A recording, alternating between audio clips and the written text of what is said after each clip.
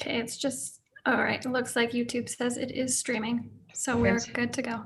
Fantastic. Welcome, everyone. Let me start our meeting with our regular new COVID protocol by reading the following. In accordance with Utah Code Section 52-4-207, subsection 4 of the Utah Open and Public Meetings Act, I have determined that conducting an electronic meeting of the Centerville City Planning Commission with an anchor location presents a substantial risk to the health and safety of those who may be present at the anchor location.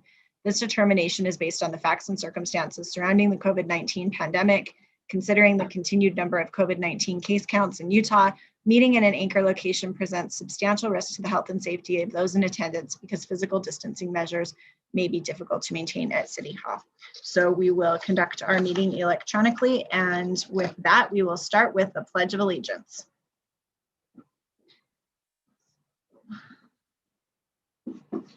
I pledge allegiance to the flag of the United States of America and to the republic for which it stands, one nation, under God, indivisible, with liberty and justice for all.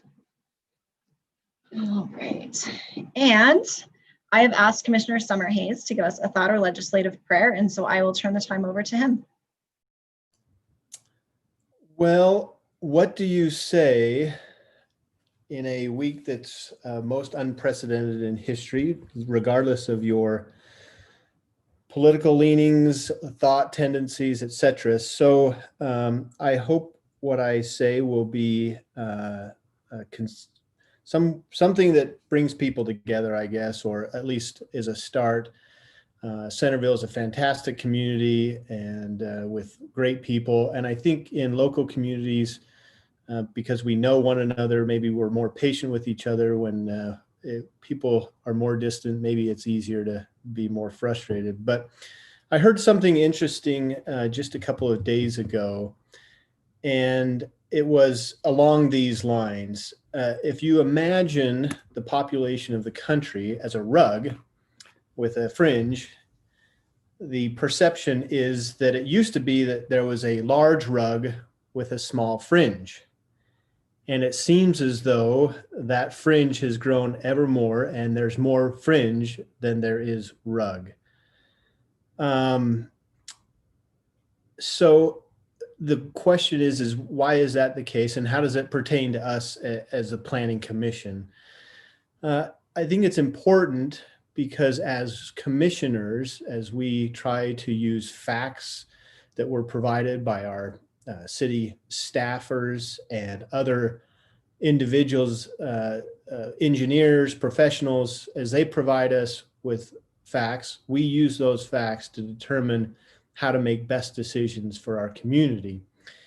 And in today's world, outside of what happens in Centerville and the state and the nation, you've seen, I think we could safely say that because of social media, for better or for worse, we have friends, we have those who share our common interests, and sometimes we have a tendency to create our own little vacuum, what might be called I guess, a bias of echo chamber, not in terms of what might be termed a echo chamber in terms of music or production, but in terms of what we consume in the media and what we consume in our social media. And those beliefs become amplified or reinforced because it's repeated in this little closed loop of our close insulated friends and associations.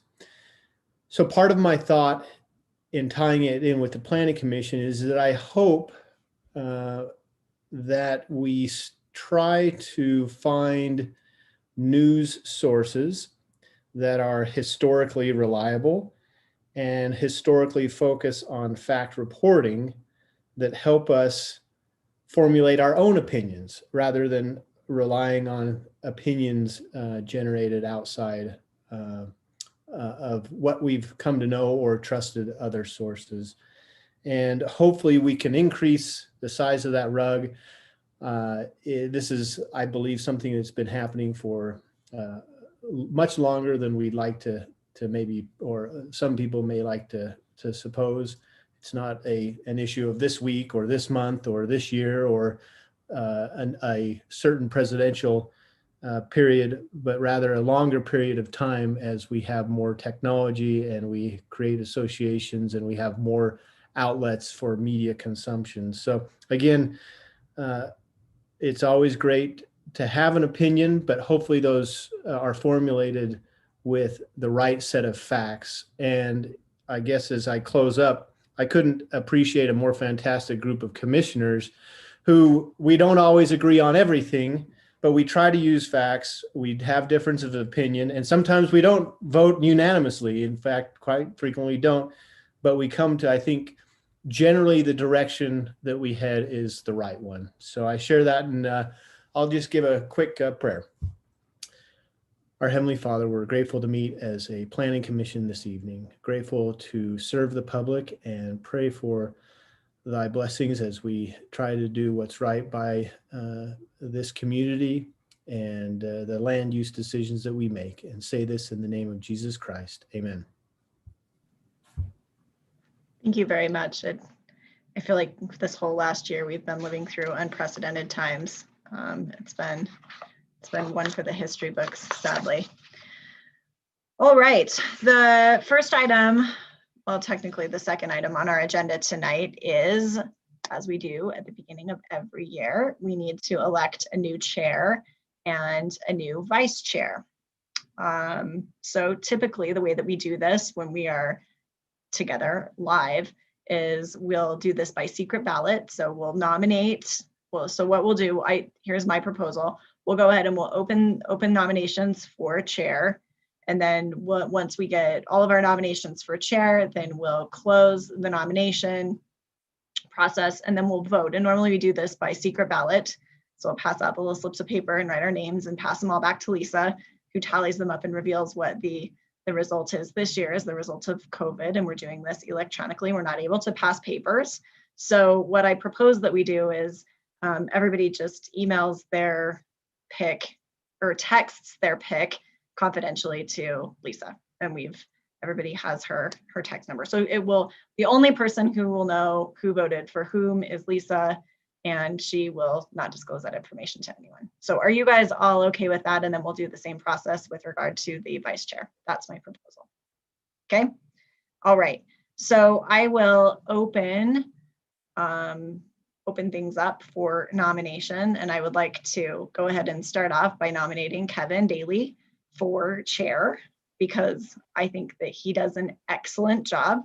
I will point out that the times that he's taken over for me, he's always managed to keep the meeting running very efficiently. And one time I think was maybe a record on the shortest meeting ever.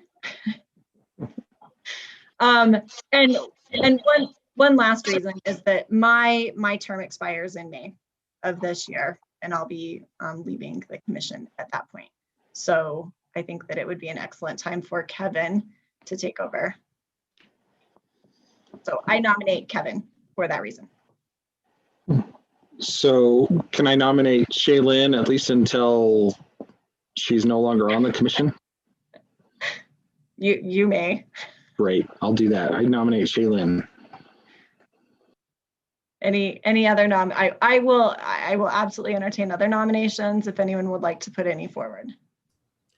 I'm not going to put forward a nomination just for the sake of us as semi-new commissioners. It'd be helpful to know how long everybody's been serving. Is that fair? Yes, and I actually have a paper, and I did not come prepared to tell you that. Typically, we're elected for 3-year terms, and my understanding is that historically people can do two consecutive terms, at which point then they rotate off. So I've been serving for 5.5 years. And this will be my last essentially 6 months, and then we'll get new blood, new ideas. I think that it's important to get new opinions and new perspectives on the commission. And I'm sorry, I don't know when everybody else is coming up. Heidi, you pretty much got 6 years, my friend. So and I don't know as to everybody else, but I think that our next two behind me would be Kevin and Becky. And I'm not sure when they're coming off. Yeah, so I'm not exactly, Becky and I started at the exact same time, but I filled the rest of somebody else's term. I think Becky started on her own. But the way I don't know about Becky, but for me, my final term will end in 2.5 years. So I still have a good 2.5 years left. So. Okay, any other nominations for chair? If not, go ahead and text your vote. This is such a weird process. This whole year has been weird. Text your votes to Lisa Romney. Does this feel like we're in high school, Shaylin? It kind of does. I appreciate that Lisa's laughing, even though she's on mute. I want you to know we were trying to figure out a way to do like an anonymous poll through Zoom, and this just ended up. I'm technologically deficient when it comes to things like that, and I figured this texting process was just easier. Yeah, well, I'm realizing I don't know who's voting because I don't have everybody's cell phone number either. So, 1, 2, Lisa, do you need us to specify who it's from? Sorry. No, that's fine. Okay. No. Okay, hang on. They keep coming in. Okay. We should have 6. I was going to say, you should only be concerned if you get more than 6, Lisa. Okay, so I'm sorry, I texted 3 times. Is that okay? No, just kidding. I did not. okay, so we have 5 votes for Kevin and 1 vote for Shaylin. We probably know what that 1 vote is, but I'll leave that up to you. So 5-1. So Kevin Daly is your new chair for the calendar year 2021. Congratulations, Kevin. Thank you, everyone. I will try and live up to the Heyman standards and continue to do a good job. So. Hey, does that mean then that Kevin runs the rest of the meeting? Or am I running the rest of the meeting? How does that work, Lisa? You can handle it either way. I mean, if Kevin would prefer that you run it, or you can turn it over to you right now. You may not have Do you wanna- prepared. I don't want to put you on the spot, Kevin. Yeah, I was going to say, do you want to finish it out? You've probably prepared for running the meeting more than I have. So. Yeah, So we'll that's say fine. that's effective tomorrow. Okay. Sounds good. All right. That means that then we'll open up the nomination process for vice chair. And I will take nominations, please. I'll nominate Mason. I think that's he's shaking his head. That's okay. That's fine. Given tenure and also just his obvious background with his occupation in city land use planning. So I think that would be my nomination. I'll accept the nomination, but here's the sad part. I was thinking, should I jump in and nominate Commissioner Summerhays? Given his background, I think that he would also be a good fit. So I'll just nominate Commissioner Summerhays. Okay. I'm always going to get there before you, I think, Mason. I respond too quickly. Maybe I just need to be more patient, but I think maybe You beat me to the punch. Certainly better this time. I don't know. Okay, so we have 2 nominations. Anyone else? Oh, seeing none. All right, we'll close the nomination process and please text your selection for vice chair to Lisa.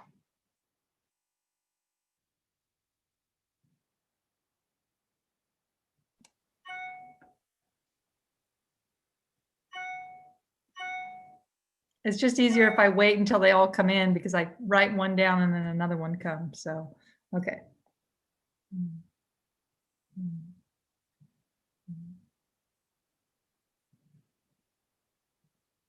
Ooh. Okay, this was a close one. We had 4 votes for Spencer Summerhays and 2 for Mason Kerr. So Spencer will be the vice chair for the calendar year 2021, effective tomorrow. Great. Okay, Congrats. you're going to have to forgive me a lot of times. I'm going to have to polish skills of many types. Congratulations to you both. So, okay, well, and then my last official meeting. Let's move right along to get us all out of here. So next item on our agenda, we have this is a legislative hearing regarding Legacy Crossing lots 2 and 3. This is a PDO amendment and conceptual site plan. So I will turn the time over to staff. Thank you, Chair Heyman and members of the commission. Just a quick shout out to Chair Heyman as she began her term steeped in controversy and weathered that storm and stayed with the commission after that. So much appreciated for her service. As Chair Heyman introduced, this is a legislative decision. This has, in some sense, though, some narrow parameters in this decision. And for the sake of new commissioners or relatively new commissioners, I'll just kind of briefly explain what a planned development overlay is. In Centerville City Ordinances, we have all of our base zones. So you're familiar with them, the residential zones, the multifamily zones, the commercial, industrial. But also within our zoning code, we have what's called a planned development overlay. An overlay is something that you would essentially believe is overlays on top of a base zone. And so you have the opportunity to customize that base zone. And there are parameters inside of the overlay that are intended to create some flexibility to the base zone so we can start altering some parameters of that base zone.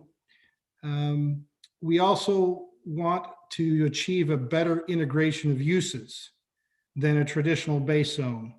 So the best way I explain it is that, you could take a cookie cutter commercial development, cut it up into lots and put a bunch of different buildings on it. Or you can do a planned development overlay and you begin to integrate it through shared parking, shared access, some shared design elements that do something better than the base zone performance standards do. Well, the base zone standards, and so the PDO is more of a performance standard. We try to accomplish something a little bit greater with flexibility and integration of uses. So our Legacy Crossing Center, so this is the Megaplex Theater, is a planned development overlay. Its base zone is the commercial very high zone. So there are a lot of uses that are allowed in the commercial very high. But we also, in the West Centerville Neighborhood Plan, allowed an opportunity for mixed use development. And so you see the residential units that are by the theater were brought into that planned center based on the West Centerville Neighborhood Plan. And there were 5 or 6 lots originally. I think this was somewhere around 2010 when the Legacy Crossing at Parish Lane was approved by the city. And the Megaplex was the first phase. You saw the residential follow soon after. Then you saw the office that's on lot 4. You see the office space that's at the corner of Parish and the 1250 West, those 2 office buildings. They came over to some time. But there are 2 other lots that are in the development. There's lots 2 and 3. They are south of the Megaplex Theater. Their primary access is off of 200 North, which is the cul-de-sac on the south side of the residential units. However, there is shared access between the Megaplex Theater and these 2 lots. They're integrated. The 2 lots have not developed over time. The JF Capital, our applicant, has worked on several scenarios in their efforts to market the property. And you have seen some amendments prior to tonight's meeting where lots 2 and 3 were removed from the shared parking. They still maintained the shared access, but they were removed from the shared parking for various reasons on their end to market the properties. And you saw a conceptual site plan maybe a year ago, if I recall, where you saw some retail buildings proposed, three buildings, proposed, plus a large office in the far southeast corner. And that conceptual site plan, the commission approved, and they as applicants have kind of paused that conceptual plan under the existing PDO development parameters that have been amended. This will be like the 5th amendment being proposed to you tonight. And they'd like to alter it a 5th time. And so they're stepping back, going back to the original approval. To change anything in a PDO, you go through the same process to achieve a PDO. And that's this legislative decision that you're seeing tonight. We would go back to the PDO approval. We have secured the PDO approval in a development agreement. So there is a contract recorded against the property that reflects the plan development overlay approval. And so they will need to amend the PDO approval along with the contract. They're kind of duplicative, as well as PDOs require a conceptual plan, a conceptual master plan to be attached in that approval. And so you see their conceptual plan, which some of you are familiar with. You see the retail buildings and the office building as a part of it. They're reattaching that layout plan to this PDO as part of master planning the lots 2 and 3. There's essentially 4 changes that are going to happen under the proposal if the city were to allow it. The first change to the PDO approval and development agreement would be language changes to section 5 of their approval. They would like to have some additional uses, and we can talk about those. They'd also like to change Exhibit C, which is their master plan, and attach their conceptual plan that you've previously seen as part of that PDO approval. There was some preliminary discussions during the conceptual about architecture. So they are going to go back to the architectural theme and modify the architecture. Primarily, that looks like the motivation of changing the architecture is attached to the office. This interpretive value of predominance of materials, they want to square up with the office building, but they're committing to the retail, to the original designs that I can see in the documents. They'd also like to go back and revisit the parking. In this case, since they are currently removed from the shared parking from the rest of the lots, they'd like to add themselves back into the shared parking of the rest of the lots, and then continue on with the reciprocal access agreements to it. And so you've seen a previous report from staff that was tabled by the applicant. They looked at the staff pointed out some matters in the parking ordinance, or in the parking study that they had on a previous report that they requested to be tabled. There were some numbers that were incorrectly called out. So they have redone their parking analysis and resubmitted it. And then staff went ahead and modified our report. And so in the attachments of our report, you're going to see things highlighted in purple where we changed our previous report that was tabled.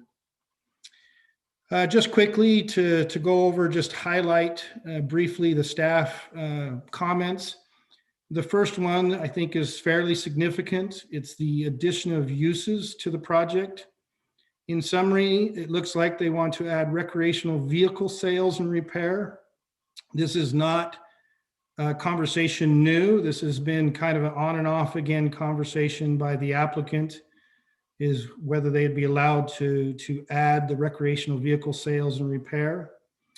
There's another clause in their submittal that talks about other non-recreational vehicle sales and repair.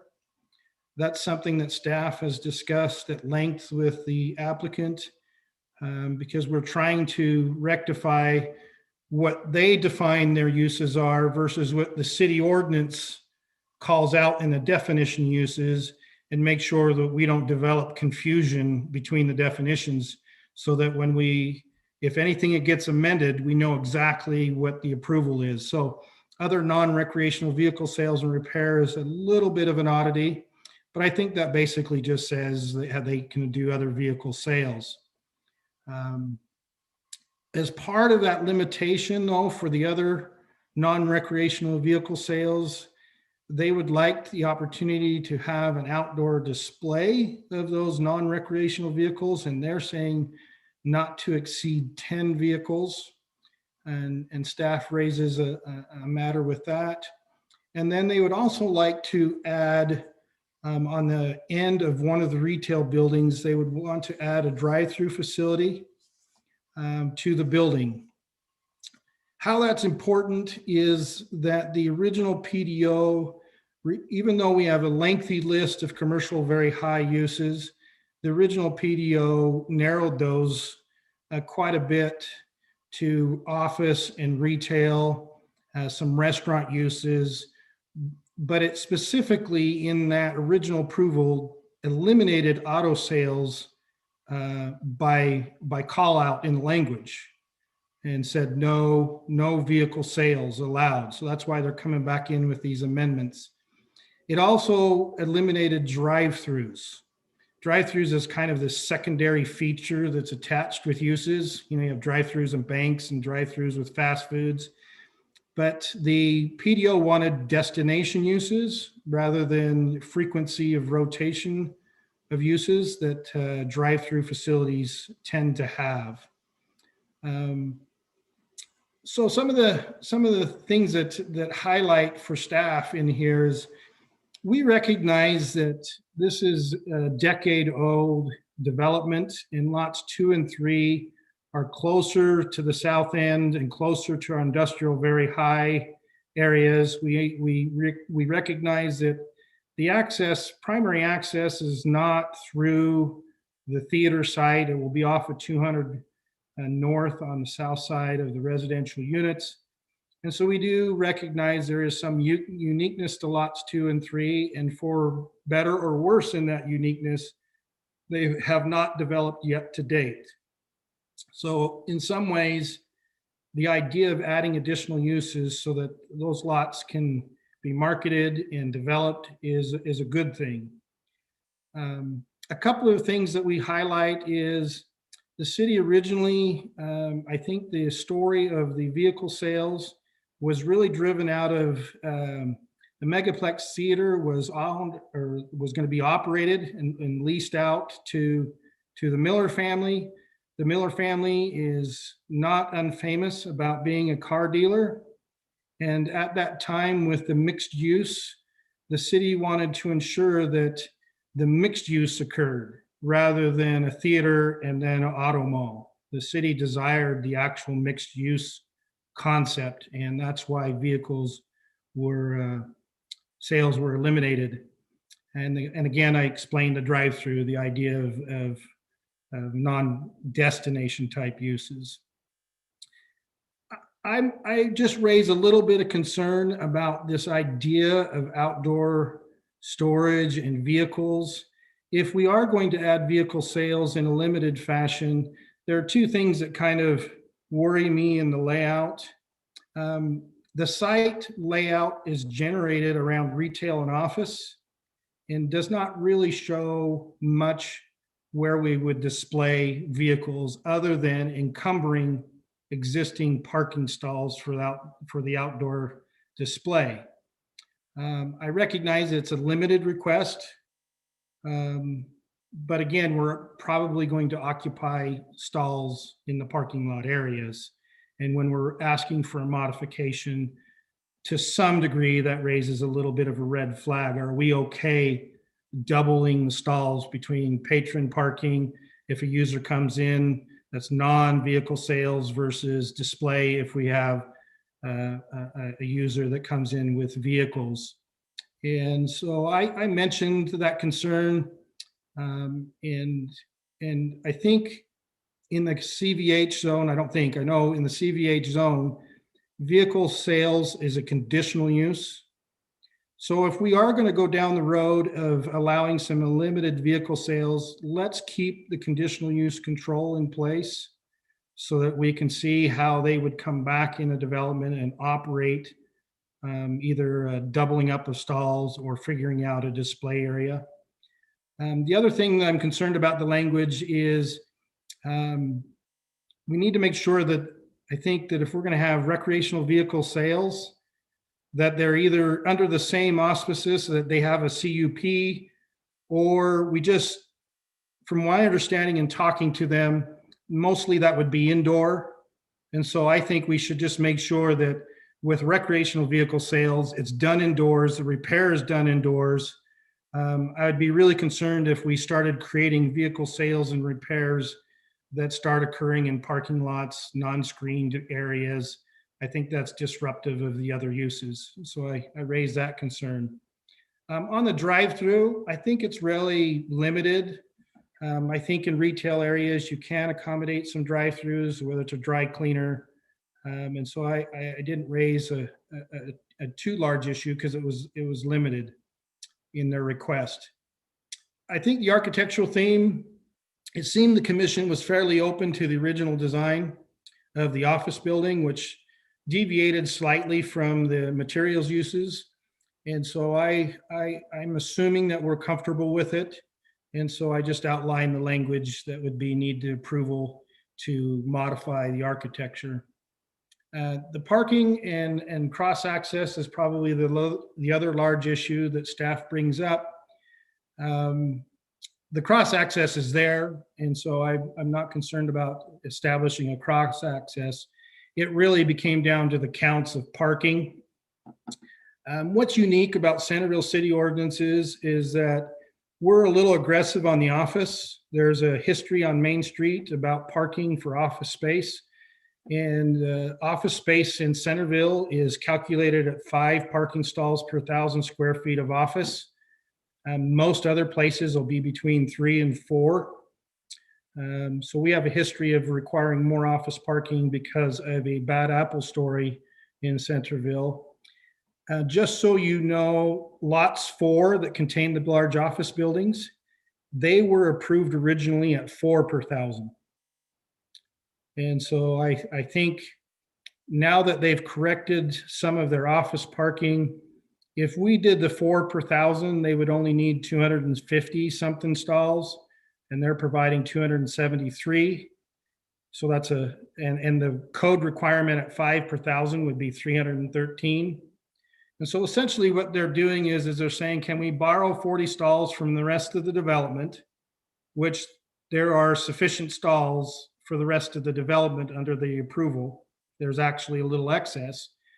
If we consider it at 4 per 1,000, they'd only need 250 something odd stalls. They're providing 273. And so I think reinstalling them back into the shared parking and understanding that the other part of the development does 4 per 1,000, the 40 doesn't seem as a big of number as the original report that staff provided. So I've talked a lot. I've provided a recommendation trying to provide clarity that if you are considering adding these additional uses, I tried to craft some limitations.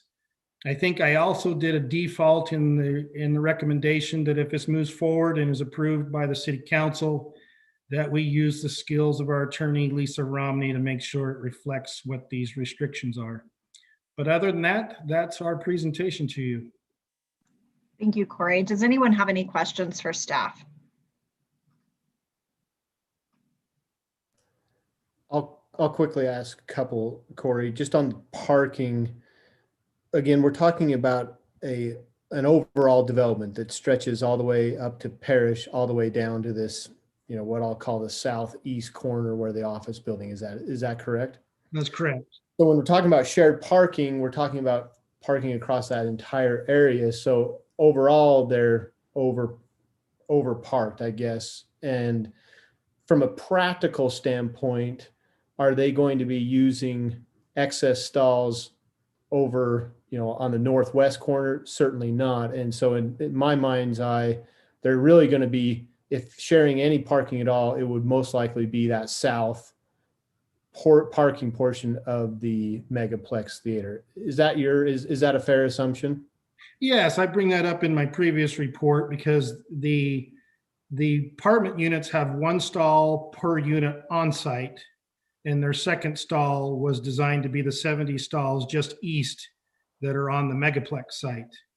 And that's where you could have a potential conflict in competition for the stalls. So I agree with you. I took the position, though, that the 4 per thousand versus 5 per thousand runs a low risk for that competition at this point, but you don't have to make the same finding. Okay, and I don't disagree with that approach. It just is interesting when they say, at least in one part of the report, they want to separate parking out independently, but they also want to still use the shared parking arrangement. And so it's kind of a little bit, someone could see that it might be, they want their cake and eat it too, when really that's probably not the case, but it feels, if presented in the wrong way, it could feel that way. So Agreed. that's all I've got. Any other questions for staff? Nope, seeing none, we'll invite the applicant to join us. You're welcome, if I'm assuming our applicant is here, just to go ahead and turn on your video.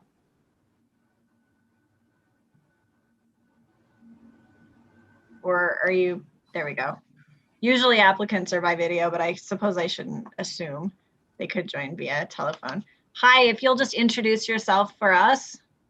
Hi, I'm Glenn Gersberger with GF Capital. Welcome, Mr. Gersberger. Thanks. Just a quick note on that parking. When we removed lots 2 and 3 initially for the approvals for lot 4, we did that only because we had no idea what we would be doing on lots 2 and 3. So it was difficult to try and include that lot in a parking count that was shared across all properties. So that's why we removed it. Coming back, I might just clarify that the shared parking study that was done specifically as a time of day study. So based upon when theater patrons will be there versus when office tenants will be there versus retail, that takes all that into account. So we really don't anticipate using any stalls even north of the Megaplex. It would be just south of the Megaplex if necessary. And I think that time of day study also said that at the most maximum usage of spaces would be like a Friday night at 9 o'clock because of the movie theater. There's still an excess parking spaces of 552 spaces. So we have a sea of parking out there. And for us, it just makes sense versus building more to try and use the ones that currently exist. So I did just that clarification. Thank you very much. Did you have any concerns about the proposal as drafted by staff in the staff report? No, we appreciate their cooperation helping us get to this point because it is unique and it is different than what was originally planned, 10 years ago. But we've tried to limit what we're asking for and not ask for the world because our site plan really doesn't accommodate a large 4 vehicle sales. What we're anticipating is something very small and very high end is what we're talking about. These type of vehicles that would be part of these sales are anywhere from 70,000 to 250,000, and they don't want them outside. They want them inside where they do all the work. They don't want them out in the weather. These are collector type vehicles. So it's very specialized. Okay, thank you. And does anyone have any questions for the applicant? I just quickly asked the question, you've already touched on it. So would you feel comfortable, I can't speak for the rest of the commissioners, but on both the auto sales as well as the RV sales, it's already been indicated that most likely would be all indoors. Are you comfortable having a use or a provision that all of those uses are done exclusively indoors, or are you not comfortable with that? Well, I think as far as the recreational vehicles, I think as Corey has drafted the recommendation, I think it's fine. As far as the other vehicle sales, we've limited to 10. The reality is there may be 1 or 2, if ever. So yeah, we're willing to work with you and Corey and others in trying to nail down those conditional uses, those restrictions.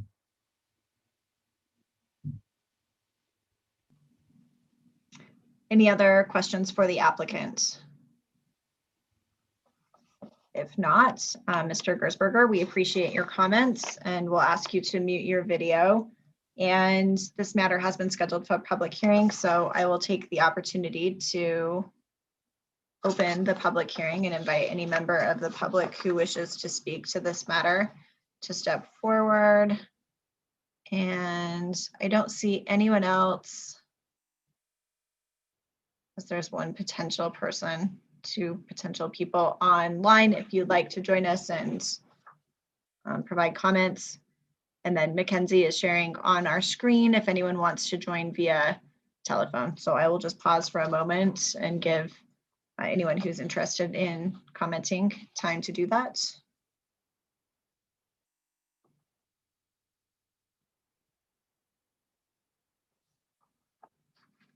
And seeing no one coming forward or calling in, I'll go ahead and close the public hearing. Any further questions before we debate this? Any further questions for staff? Nope, then I will open it up for debate.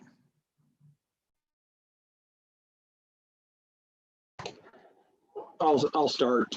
Since Spencer's been doing all the talking so far, I'll take a turn. And anyway, you know, this is an interesting one. It definitely changes things from the original PDO. However, part of my take is similar to this as it is with Main Street, is that the plan that's been in place has been there for quite a while, and it maybe hasn't exactly panned out exactly the way it was intended originally. So, you know, after a while, give it a good fair chance to do its thing, and if it's not doing its thing, then let's make some tweaks and stuff. And so I'm okay with potentially loosening up the uses compared to where they originally were.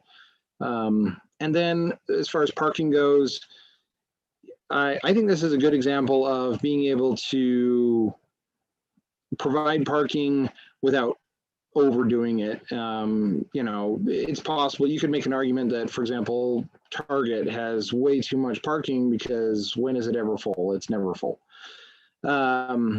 But that's because it's only really one use. But in this case here, we're going to share uses, and you know, the movie theater is a perfect example of a different time of day versus the office and whatever else. So it's we're not going to overbuild the parking, have acres and acres of blacktop, and just let it sit and do nothing. So it sounds good to me. These are all to me, these seem like really good compromises. So I'm in favor of it.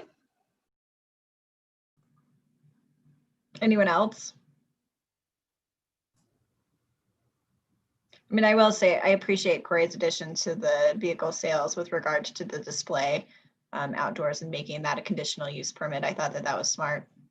And it doesn't sound like the applicant has any concerns about not doing the same with regard to recreational vehicle sales. So I'm in favor of making this recommendation as drafted by staff. Anyone else? Yes. Sorry, just a question. So the recommended approval is to not have anything outside. Is that right? I'll let Corey clarify, but my understanding is that nothing outside with regard to recreational vehicle sales, and is to just regular auto sales, a limited use. So there's a possibility that they could have something outside, but with a conditional use permit. That's correct. Yeah, section 1A3, Christine, I think is where that talks about it in the motions for approval. Okay, thank you. Any other concerns with regards to architectural theme or parking? Anyone? Nope. If not, seeing no one else coming forward with comments, the chair will entertain a motion.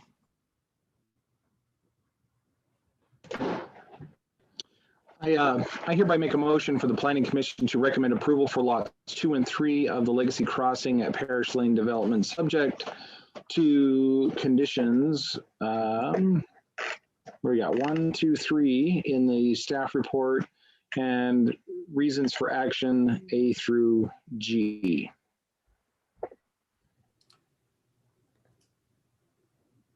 Is it 1 through 3, not 1 and 2?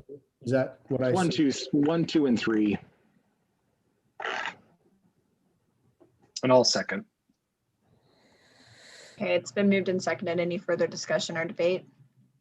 If not, let's take roll call vote, starting with you, Commissioner Summerhays, Aye. Commissioner Daly, Aye. Commissioner Shigurd, Aye. Commissioner Wilcox, Aye. Commissioner Care, Aye. and I'm an aye as well. So the motion passes, and we will make that recommendation to the city council and see what the city council does with it. So thank you very much. Moving along to the next item on our agenda, we have a bylaws review. Looking at making some possible changes to our bylaws. So with that, I will turn the time back over to staff. Just for me to weigh in, and I'll let Mackenzie go through the items and have a specific discussion with you. Just so you know, these bylaws, I don't have record that they were actually adopted. They sat in the back of a zoning book and in the planning and technicians folder. And so I don't have any actual document that they were passed, but when I got here, I was always told that the schedule was 21 days before meetings. So that's what we've been operating on. But I think at this point in time, we probably ought to, if you want to have bylaws, we probably ought to sanction them. And then as directed, send them up to the city council so that they know what your bylaws are and then make them official. So we've always assumed they might be adopted, but I don't have a sheet or a date or a research. So there they are for you, just so you know. Thanks, Corey, and thank you, Chair Heyman and members of the commission. So in my research for, let's see, making sure my mic's in the right place. For the bylaws, it does appear that they were approved by the city council in 2006. But I do not have the minutes of that meeting. They were presented to the city council in 2006. I'm assuming that they were approved in that meeting. I'll have to do some more minute research to see if that's true. I had not seen these until Corey and I started talking about the bylaws just at the end of last year. I'm going to share these.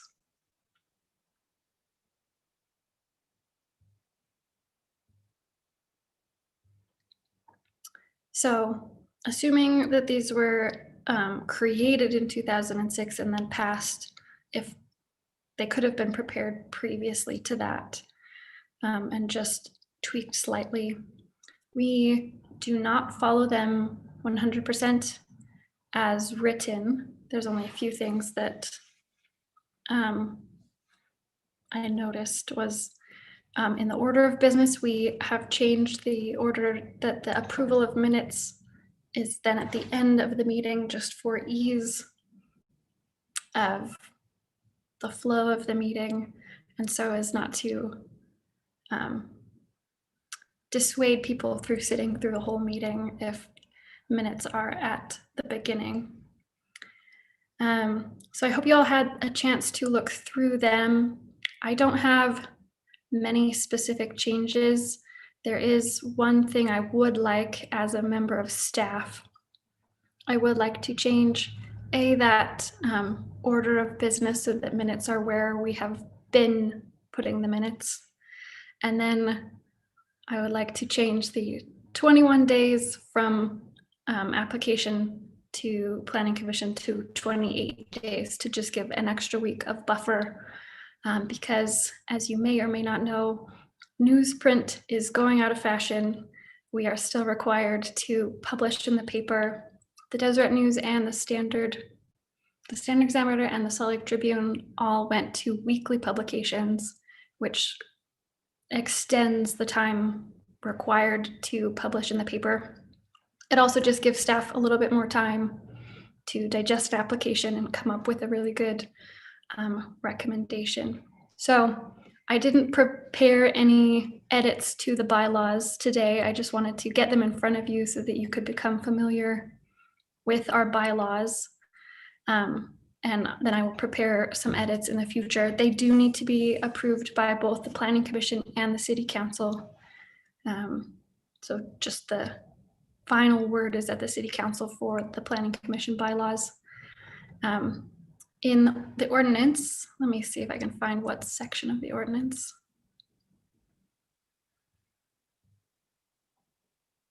1220.050 gives the Planning Commission authority to create bylaws.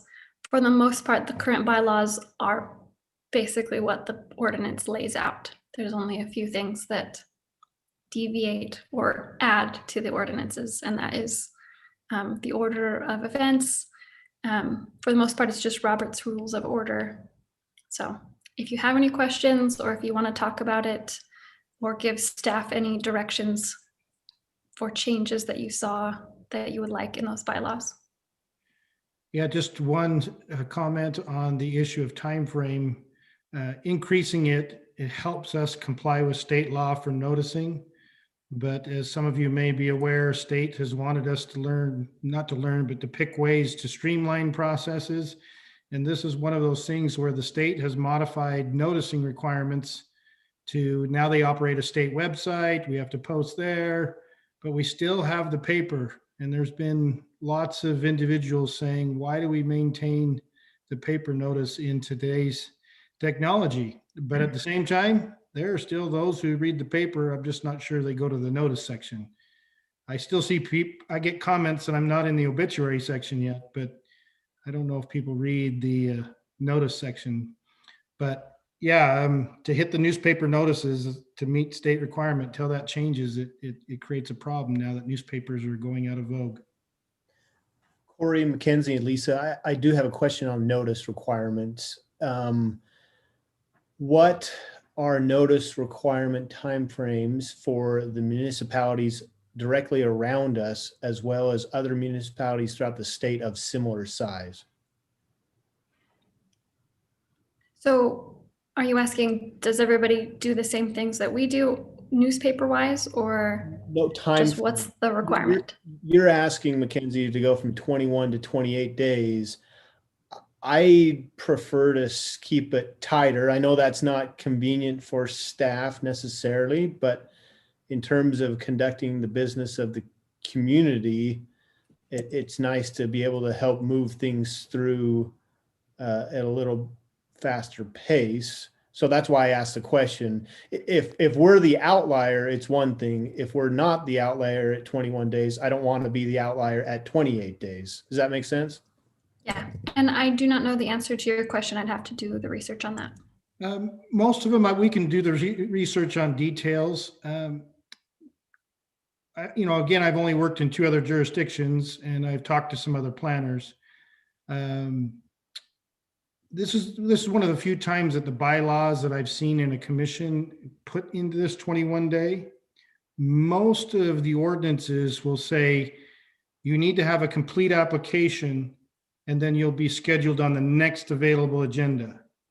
Now, that's good and bad. I worked for Summit County. The next available agenda was 2 years down the road. So that frustrated a lot of people, if you know Summit County in the old days of the 90s. So I think you're in the right spirit of it. We don't want to extend time so that we turn into the next available agendas when we finally decide, unless you've paid a Subway gift certificate to someone to sneak on an agenda. We don't want to open up that kind of system. But at the same time, I know that the current newspaper notice, and Mackenzie can correct it, this 21-day time frame, it's been operating where they submit on a Wednesday, 21 days before. We're meeting for them the first time on the application as a development review committee. We're meeting that next day, Monday morning, when we first see the details of it. And we have to make a decision right there and then. Are we noticing Monday afternoon or not? Because if we don't send it out Monday afternoon, it's not getting on an agenda. Now that's those that have to go to the paper, obviously, not every project. And so there's a tight time frame on that newspaper. Mackenzie, does that change with going to just the once a week publication? That's about what it is. We meet on Monday. I have to give notice to the paper on the next Tuesday, so the next day.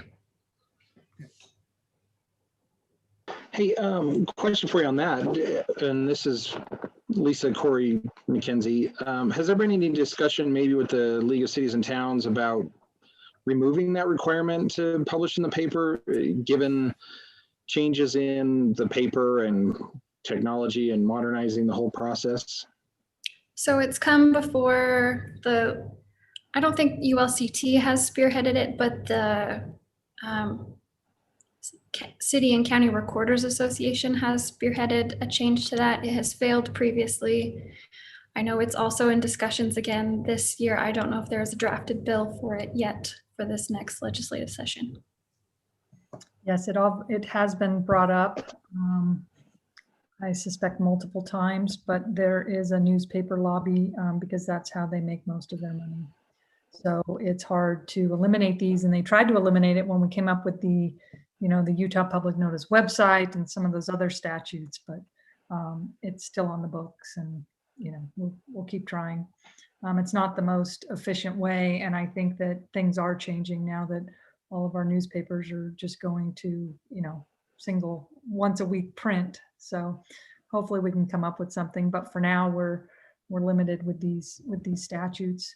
But I just kind of wanted to go back to Commissioner Summerhays's question about our noticing and how we compare with other cities. I think that a lot of it really depends on the application and whether the application has a statutory notice. Because if it does, then we have to follow those procedures, and so do all the other cities. But what cities can do, what Centerville can do, is say, how many public hearings do we want to have on things? So there are some things that we have public hearings on that we're not required by state law to have a public hearing on. For instance, even I think that, certain things just say you have to have a public hearing. It doesn't say you have to have a public hearing at the Planning Commission and a public hearing at the City Council. And, so there are ways to try and streamline it. And a few years ago, we did go through that as staff. We tried to streamline some of the noticing and application, but, it's always on our mind. And I think it was when we had Mayor Russell, he wanted to, try and streamline things, or it might've been Mayor Deemer, but we have gone through our ordinances once, and we could try again. But I did want to thank Mackenzie for taking the initiative to find the bylaws and bring them up, because obviously we don't want to be inconsistent with what's in the ordinance and what's in the bylaws. I have worked hard to get our ordinances online on that municipal code online, so everybody knows the rules and they know where they are. And these kinds of things are just hard. They're bylaws, and nobody, if they're adopted by resolution, they just get put in a folder. So anyway, I would like to see what, in more detail, what's in the bylaws, and consider, do we need bylaws, or should we just put the remaining details in our ordinance? Even though it might be a little detail oriented, at least we all know where they are. So there's pros and cons. Some people don't like that, because then they're like, well, now we have to amend the ordinance to amend the bylaws, but we adopted the bylaws likely by resolution anyway. So that's my 2 cents, is maybe if we can just stick some additional stuff in our ordinances where we all know where they are. And also on the noticing, there are some state law provisions on getting applications through the procedure and getting them as quickly as possible. So I think cities are under pressure to move applications through, and there are some specific deadlines even for building permits or plan review, how quickly we have to do that. So we're always mindful of trying to get applications through as quickly as we can, but yeah, I think it just gets harder and harder with the noticing. But anyway, I'm excited to get these consistent with what's in the ordinances, and maybe just putting some quick edits in the ordinance rather than having bylaws that nobody knows where they are. Mackenzie, what are you looking for from us as commissioners? Are you looking for recommendations? Are we reviewing these? Are we going to come back to you with suggestions? Do you want the suggestions tonight? If you have suggestions tonight, I will take them, but it was mostly just an introduction, so you can spend some time in the bylaws. And it might just be that we take Lisa's suggestion, that we take what isn't in the ordinance from the bylaws that you want to keep and add it to the ordinance. So I'll bring it back up possibly in the next meeting, because it looks like the next meeting will be light. Okay. Does anyone have any? Go ahead. Yeah, I would like to echo those same suggestions. The deadline for agenda items living in the bylaws is an odd place to have it. I think we should just strike it. I don't think a move to 28 days makes complete sense because there's potential for conflict out there. And for Centerville and for many other cities to have a bylaw item like this, it's to try to control rogue actors. And I don't think we have that concern. So it's already governed by a lot of different ordinances. It's already governed by case law. And if somebody really wants to push something through to the agenda, I think that a lot of other things are going to control that. So I see this as either redundant at best and at worst problematic, because imagine that we don't follow this 21 day, someone finds out about it, and then they raise a stink about it. Well, that's just a complication we caused ourselves that we didn't need. Another section that I'd like to ask a question on is actually in the ordinance itself. This is in, let's see, 122050 sub C sub 7 sub A. In other words, the ordinance talks about how we're supposed to, quote, shall be conducted in general accordance with Robert's Rules of Order. And that's fine, but we don't really follow Robert's Rules of Order. They're far more complicated. Nobody wants to learn them. I know that this body doesn't have rulemaking authority, but maybe we should suggest to the council that they just strike 7A. And we can adopt in the bylaws something simple like Robert's Rules of Order are a guidepost, but we shall adopt our own rules, and we can do that simply by tradition. And so that's a suggestion. Well, I've been trying to give Robert's Rules of Order training to, most of our bodies over the years. And I actually think they're a good guideline. It would be hard to come up with a whole set of rules. And sometimes, we look to them.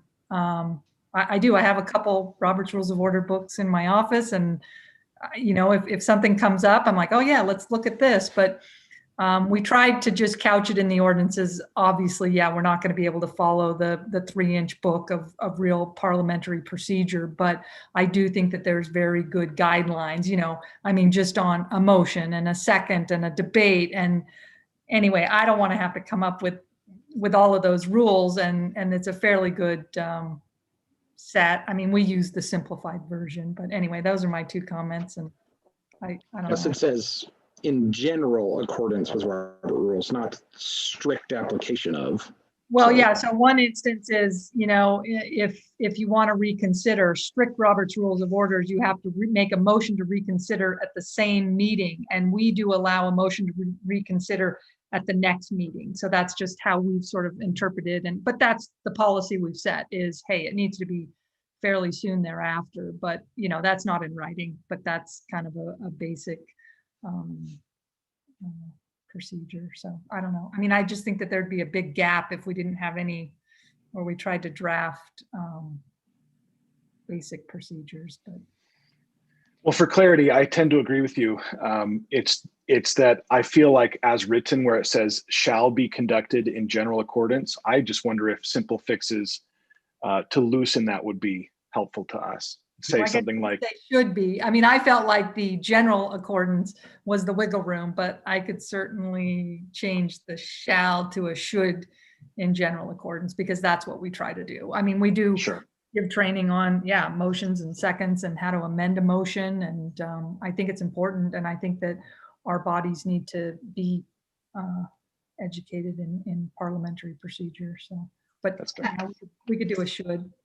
Yeah, I favor Mason's viewpoint on that one. And I think that it's the shall that's grading. What if we don't follow it? Then do we create a problem for ourselves later? And we do sometimes need a little bit of flexibility. I know that as chair, I don't always, after we've closed the public hearing, if you can see an applicant who wants to clearly add to the discussion, I don't always go through the formal motion process to allow the applicant to come back. And I think that, I guess we could be really rigid in the way that we do it, but sometimes it's just easier and makes more sense to be a little more fluid. Okay, good suggestion. I'm a strong adherent to the friendly amendment proposition. Will you entertain a friendly amendment? I know, look at Lisa's eyes get really big. I like the friendly amendment, so give some thought to that. I'm sorry. I have a question. Yes. So tell me, Mackenzie, you have your DRC meeting on a Monday, and you are saying you're obligated by what to put it to the papers by the Tuesday? So not all applications, but there are certain proposals, plat amendments, zoning amendments, text amendments that require notice in papers of general circulation in our municipality, which who knows what those are anymore anyway. But they used to be published every day, which gave us some wiggle room as to when we could get notice to the paper. But now with their weekly publications, their deadlines are sooner to get those Right. notices I'm to just the paper. I'm just So wondering, it's just why do that you have everything's to been- do it? Why do you have to do it the next day? Why couldn't you do it the next week? What tells you that you have to notice so quickly So right after? The timeline in the bylaws is that we have 21 days. It's From the get it time on a from Wednesday. the time they apply? Yes. Yeah. So Also, what's added in there is that when you do like a rezone, we have 10 calendar days prior to the meeting, and the meeting doesn't count as one of those days. and now that the paper only publishes once a week, we can't hit that exact 10-day notice. We will probably hit a 12-day notice, which then needs 2 or 3 more days to get to the paper. So half So of that if you- more than half the 21 days is just noticing it. Right. So if you did, as Mason was suggesting, and you strike out the 21 day altogether, then would you be governed by another rule somewhere else? So the state does have requirements on how quickly we need to process things. Their maximum is usually 45 days. We don't need 45 days, but at least this would just give us a little bit more time. Sometimes we can, with full confidence in our notice, publish it the next day. And that would be easy to do and fine. That just sounds stressful to me. Well, It is. yeah. Like, Yeah, what that does, though, if we did extend the time, and again, I'm a little hesitant on extending time because I played the Summit County game. So, but what it does is instead of the DRC, because here's what typically happens: they submit on a Wednesday, the DRC sees it that very Monday for the first time. Then we've got to decide it goes to the paper. But in the meantime, they have a week to the next Monday to make any corrections. get it. And Yeah. but we're already noticing in advance, hoping that the corrections are minor and we don't run into any problems. And so if we extend it back out to 21 days, that gives the DRC a whole week to decide what's the quality of this submittal. And Lisa may want to throw me under the bus, and I'll give her complete permission. I've risked it and sent in the notice on bad applications. And then we just figure it out from there. I think you would prefer to have a more complete application, right? You'd prefer to have just a little more time to be considerate about what you're doing instead of feeling rushed through things. And then if you don't have a complete application, then you have to, the planning commission has to say, give all these conditions, well, this and that. And I would prefer that we give staff time to breathe and be considerate about their decisions and their recommendations to us and get rid of this quick timeline. So sometimes the commission says, look, this application's got too many conditions of approval attached to it. Well, that's not always the developer being obstinate. That's just, we took the risk and are saving the notice. Yeah.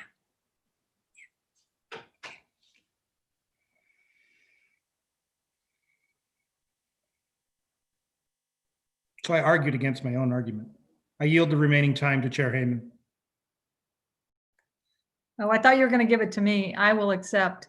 I like the idea of taking a mandatory time frame that's not obligated by law out of our bylaws, as Commissioner Kerr had suggested. But again, I mean, I think staff tries to hustle things as much as we can. I mean, we could put something more like that, just follow the state law. But I don't want to trip up on something that we just imposed on ourselves, especially with the problems of the newspaper noticing these days. Let me throw out one just idea here, and it's related to the voting section and the voting process. And I'm sure that you would catch this as you're updating it, Mackenzie, but it requires that commission members must be physically present in order to vote. And obviously we are all not physically present to vote here. But, if anything we have learned during this pandemic is that we can now do a lot of things remotely that I think we never thought that we could do before. And when we go back to meeting in person, it used to be really clunky when somebody would try to call in remotely and we would have to set up the phone and stick it next to the speaker so everybody could hear. And now we have this amazing Zoom technology that it seems like to me, if you have somebody that is remote, that we can set up a screen or something and zoom it. And so as we're thinking about how we're drafting these voting procedures, I would encourage us to think broader, and how can we allow and use technology to help members who may be traveling or not able to make it physically, but still more meaningfully participate than just calling in on a phone line. So just a thought for what it's worth.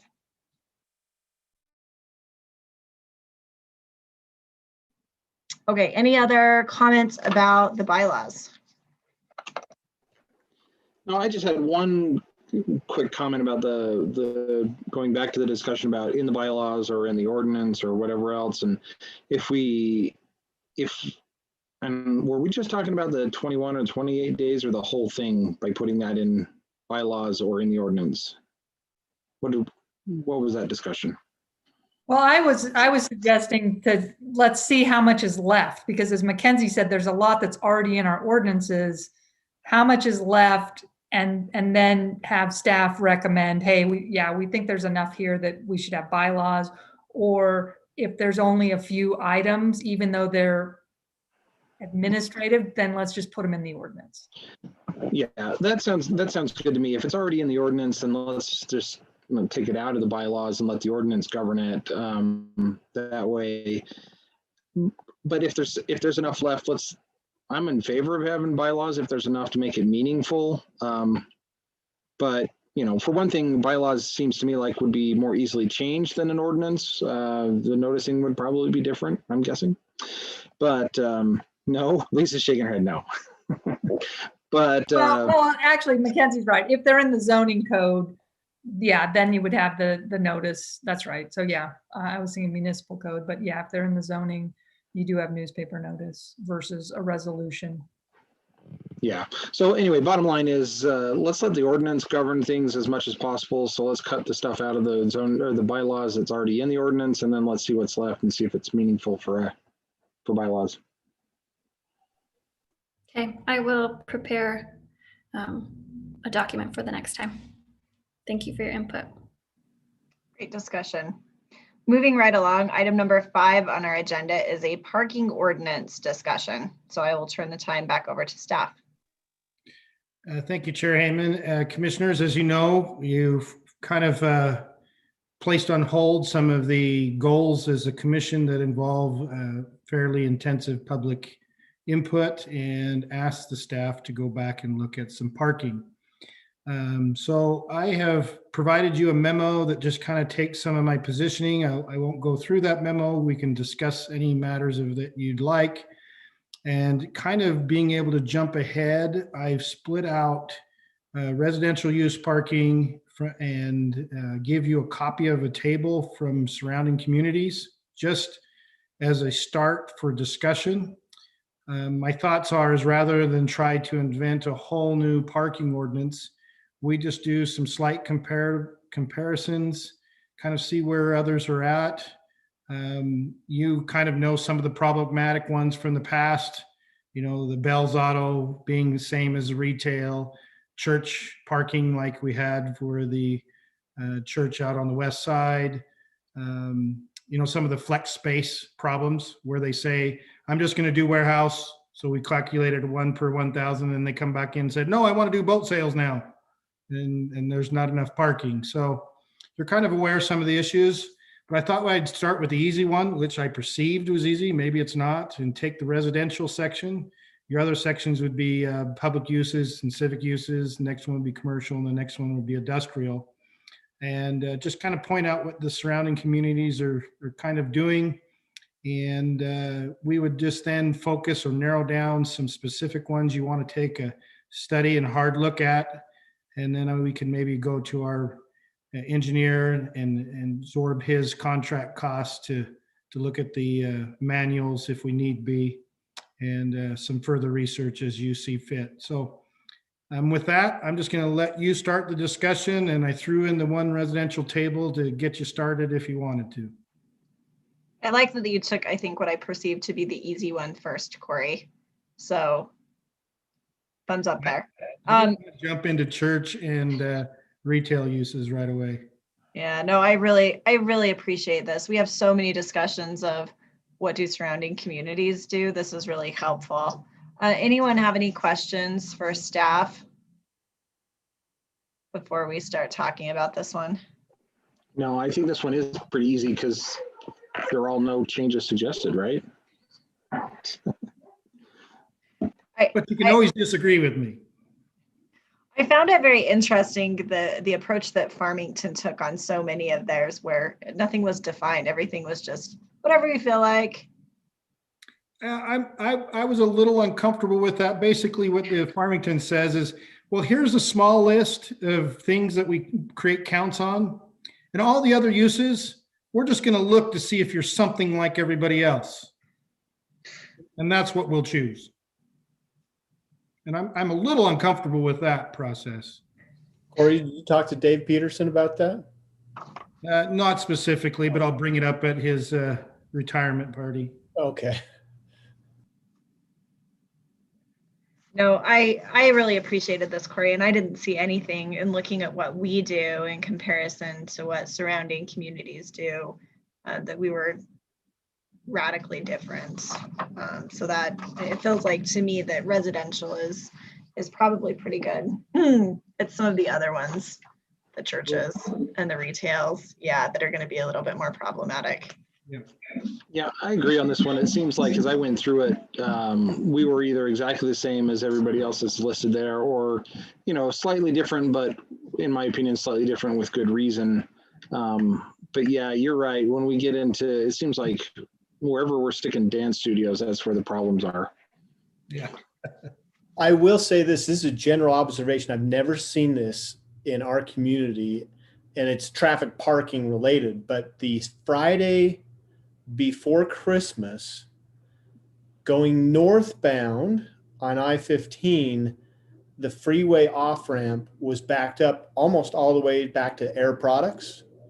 And a similar fashion coming southbound. It must be that everybody was going to Walmart, Target for their, I don't know, just because of how it hit this year, but that was pretty fascinating. And I don't know, it was crazy. So what I heard at one of those is Chick-fil-A was kind of a contributor to that because they had some type of gift certificate deal. Yeah. Yeah, it was wild. The people for Chick-fil-A were lined up all through the adjacent parking lot by the Centerpoint Theater, and then they lined up on the frontage road, clear down the frontage road. And it was like not just for a little while, it was like for the entire day. It was amazing. Anyway, yeah. Wow. I can't figure that one out. The one that surprises me is Dutch Brothers Coffee. I've seen the line like all the way out to Main Street and off on Main Street. And anyway, that one is new. Okay, I like this approach, Corey. I think that residential, I'm not hearing any concerns or feedback. So I think that let's move forward and look at the next one. It sounds like maybe we have some time. If you have time to pull it together for the next meeting, great. If not, I will defer to Chair-elect Daly. I should get a next one to you next meeting, most likely. Okay. Excellent. Yeah, I'm glad that we're tackling the parking issue. It feels like it's been a perennial thorn. So, okay. Next item on our agenda open and public meetings training. I'll turn the time over to Lisa. Yes, thank you. Starting last year, the obligation to make sure all of our public bodies are getting open meetings training was delegated to the city recorder. I know I had done that for many years, but now the city recorder is tasked with that job. So we do have a new city recorder, Janet Dennison, and she started in November. And so, you know, we kind of gave her some options that you can either have people do online training, or we can do in-person training by staff, or we can do, you know, bring in somebody really entertaining. So anyway, this year she did some research and found the training on the state auditor's website. I've done this training. It takes about 10 minutes. I thought it was kind of a cute video. They updated it for 2020. And as soon as you're done, you know, it just says, hey, do this certificate, and then just email the certificate to Janet. Some people have been having difficulty with this link. It worked for me. I don't know if it's maybe if you're on an iOS device or something, but anyway, it's worked for me. If you have some trouble, just email Janet and she can maybe give you a different one, or just go to the state auditor's website and, you know, click around till you get to the training. But we did do open meetings training for 2020. So we're just hoping you can send in this by January 31st, and we will be in accordance with the law for 2021. And we like to try and do this in January. Sometimes it gets left till December. But anyway, we're trying to stay ahead of the curve on this. I would recommend as a badge of shame, anyone who has not completed this training by the next meeting will be publicly called out as having not completed the training. So if you have not completed the training, I did it today. It's not that, it's not bad. So go ahead and get it done, or Kevin will publicly call you out there. See, I've put that on your plate, Kevin. I was going to say, Kevin, you said she's going to publicly call her out, but you're going to be the chair. So Yeah, she's setting me up, isn't she? Man, getting that bus ready. Passing that torch along. All right. I have a question. Is this the training that we got the email from her? Mm-hmm. Yeah. Okay. Yeah, I don't know about you guys. I got a reminder email this morning. Yeah. If you haven't done it, do it. So.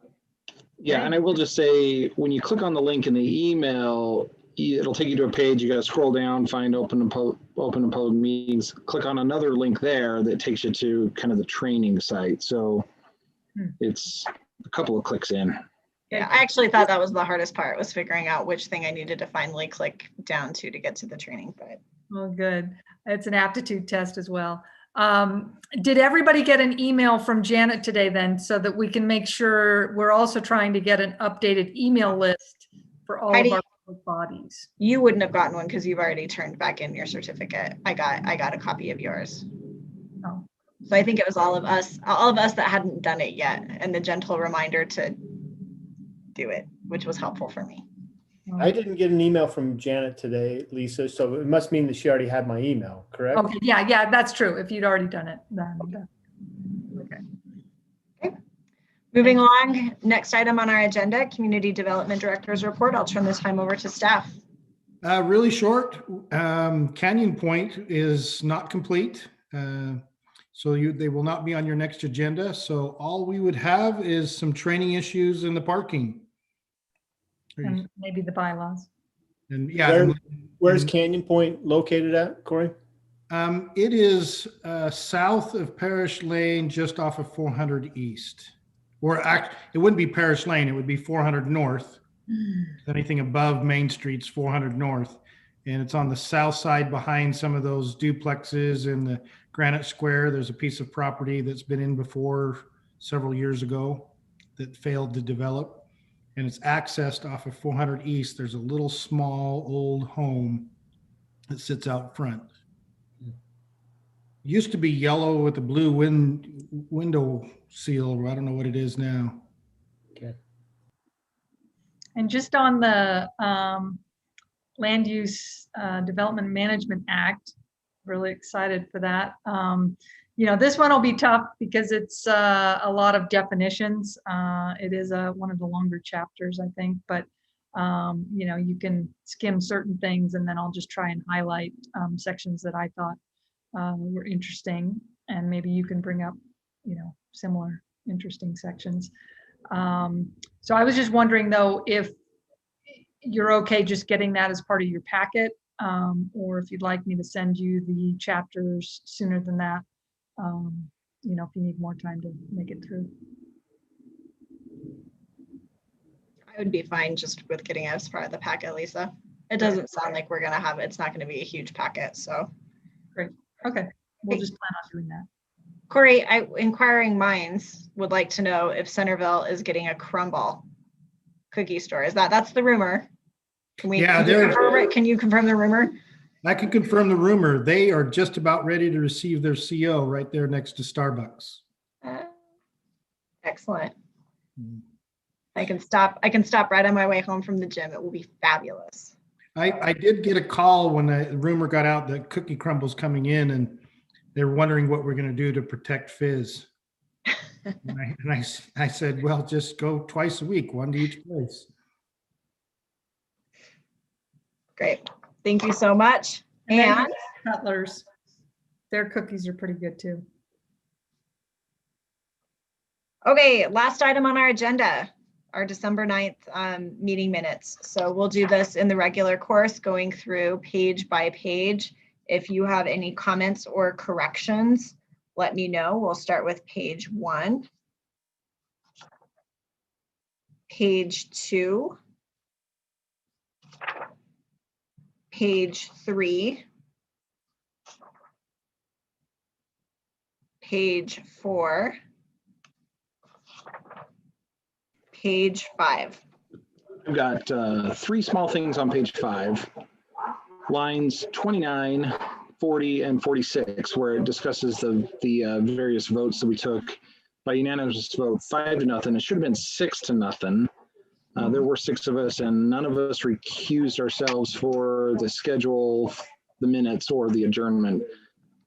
So minor tic-tacky thing, but it was 6 instead of 5. Thanks. I think that was because I had recused on the earlier one and she was carrying the numbers over. Good catch. There had been previous recusals. Heidi had recused herself on the first one. You did the second one. And so, yeah, it was 5 earlier in the meeting, but. Good catch. Thanks. Anything else? Nope. Then the chair will entertain a motion. Motion to approve. Second. Moved and seconded. I always say all those in favor, but it's always weird when we're on this Zoom. So I am going to unilaterally adopt a new procedure, which is, are there any opposed? Seeing none, I deem the minutes approved. Lisa, you okay if we do it that way? How's that fit in the bylaws? It's always so awkward to do it the other way. Robert's rules, guidelines. Guidelines. This is Heman's rule of order. I'm adopting that procedure. Okay, and that's it. Mason's losing it over there. He loves that. That's great. Great job in over the years. Fantastic. Oh, thank you guys. It's been an honor. It's not like I'm going anywhere. Now I just get to take a back seat and pass the torch to Chair-elect Daly. So it's gonna be fun. So thank you guys very much. I appreciate being your chair the last 2.5 years. So thank you very much for that. And with that, my friends, I move that we adjourn. Second. It's moved and seconded. Any opposed to that? Seeing none, I deem that it's passed and we are adjourned. Thanks, everyone.